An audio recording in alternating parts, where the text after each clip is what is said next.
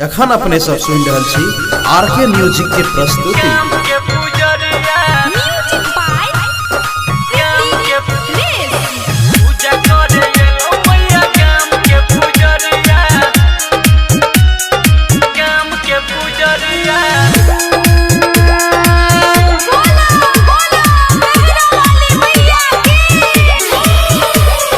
पूजा करे एलो मैया गाम के पुजरिया,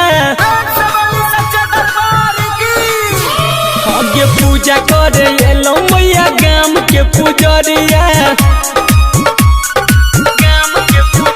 लगे फूल के माला चुनरी लाल रंग वाला, लगे फूल के माला चुनरी लाल रंग वाला। असल लगा तोरा एलो दुआरिया, पूजा करे एलो मैया गाम के पुजरिया। आगे पूजा करे एलो मैया गाम के पुजरिया।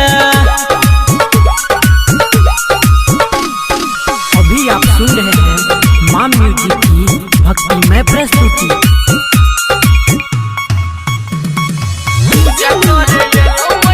एखन अपने सब सुन रहल छी आरके म्यूजिक के प्रस्तुति। भेलियो दीवाना मैया तोरा भक्ति में, भटे छौके गुण मैया तोरा शक्ति में।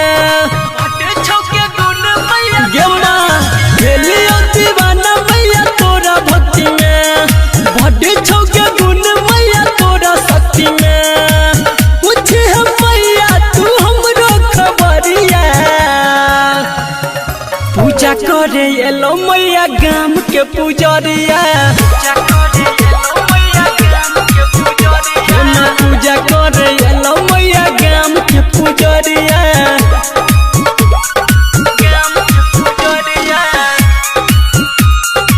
एखन अपने सब सुन रहल छी आरके म्यूजिक के प्रस्तुति।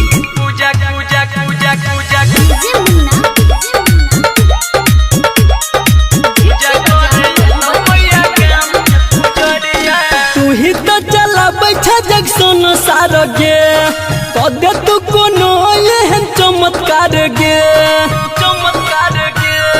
गे माँ तू ही तो चला बैठा जग संसार गे, कदे संदीप सुमन पर चमत्कार गे।